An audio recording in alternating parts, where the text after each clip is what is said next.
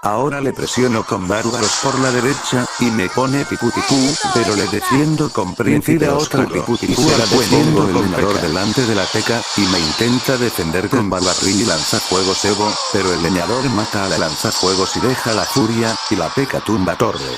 Le defiendo la piputipú con bárbaros Evo.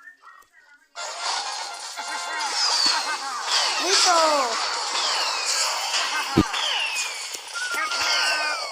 Le tiró leñador globo, y me defiende. Vente para acá. Defiendo la torre del rey, pero la otra torre queda a muy poca vida.